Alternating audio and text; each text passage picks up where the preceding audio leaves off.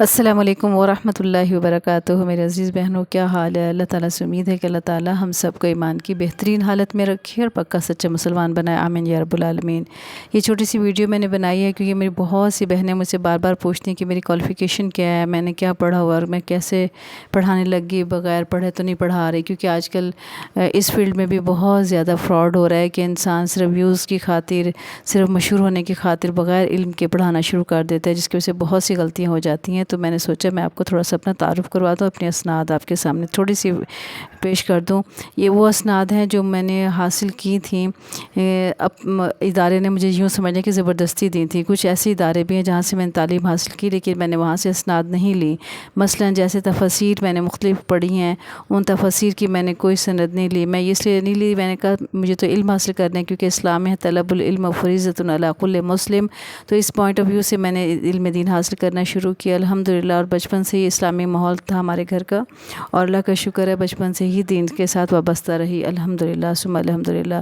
لیکن پھر یہ ہوا کہ جیسے جیسے بڑے ہوتے گئے اور عمر گزرتی گئی تو دل چاہا کہ باقاعدہ طور پہ علم حاصل کیا جائے، اور باقاعدہ الحمدللہ بہت سے علماء سے تعلیم حاصل کی، اور ہر مکاتب فکر کو میں نے پڑھا اور سمجھا اور سیکھا ہے۔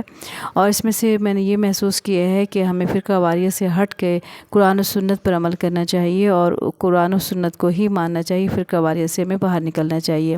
اس پوائنٹ آف ویو سے پھر میں نے یہ باقاعدہ جب تمام مکاتب فقہ سے تعلیم حاصل کی اور مجھے سمجھ آ گئی کہ ہمیں صرف فالو کرنا اور فوکس کرنا اپنے قرآن اور سنت کو، اور ہر مکاتب فکر قابل احترام ہے۔ میں کسی کو یہ نہیں کہوں گی کہ وہ جہاں جو غلط ہے وہ علماء ہی بہتر سمجھ سکتے ہیں۔ میں تو خود کو ایک طالب علم سمجھتی ہوں اور طالب علم کی حیثیت سے ہی پڑھتی ہوں۔ اور یہ درس نظامی کا جو کورس تھا یہ میں نے بہت کم عرصے میں کمپلیٹ کیا تھا، جس کی وجہ سے ادارے نے مجھے بائی ہینڈ یہ دیا تھا، کیونکہ وہ یہ 4 سال کا کورس تھا، آلموسٹ میں نے یہ بہت کم ٹائم میں کر لیا تھا، جس کی وجہ سے انہوں نے مجھے یہ سند بائی ہینڈ دی تھی ریٹن۔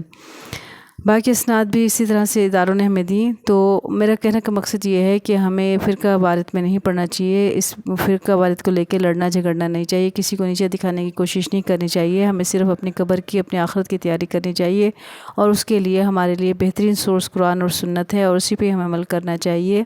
اور ہمیں یہ لڑ کے دوسروں کو برا کہہ کے، یہ کم کہہ کے اپنے اعمال کو خراب نہیں کرنا چاہیے۔ اللہ تعالیٰ ہی بہتر جانتا ہے کہ اس کے ہاں کون سے زیادہ معتبر اور قابل قبول ہے۔ بس ہمیں کوشش کرنی ہے، باقی اللہ کی رحمت سے امید رکھنی ہے کہ انشاءاللہ اللہ تعالیٰ اپنی رحمت سے ہمیں ضرور انشاءاللہ بخش دیں گے۔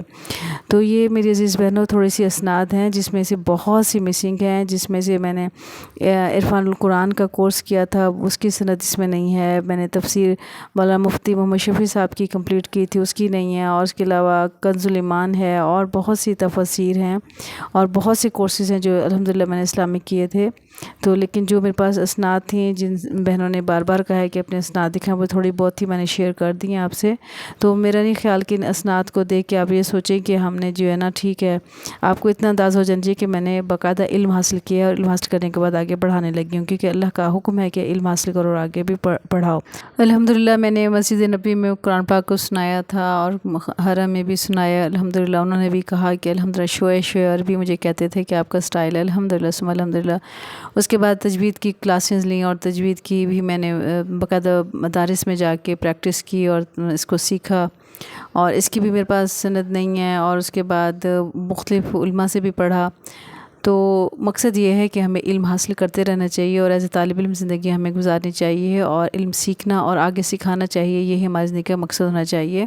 اس دعا کے ساتھ اختتام کرتی ہوں، اے میرے رب مجھے ایسے لوگوں کی صحبت عطا فرما جو تیری پسندیدہ ہوں، اور مجھے تجھ سے قریب کر دیں، جو مجھے تیری یاد دلاتے رہیں اور میرے ایمان میں اضافے کا سبب بنے، آمین یا رب العالمین۔ اللہ تعالیٰ ہمیں علم کے ساتھ عمل کرنے کی توفیق اور سعادت نصیب فرمائے، پکا سچا مسلمان بنائے، آمین یا رب العالمین۔ پڑھنے پڑھانے میں بتانے میں جو کوتاہی ہوگی اللہ ہمیں معاف کرے اور درگزر فرمائے، آمین یا رب العالمین۔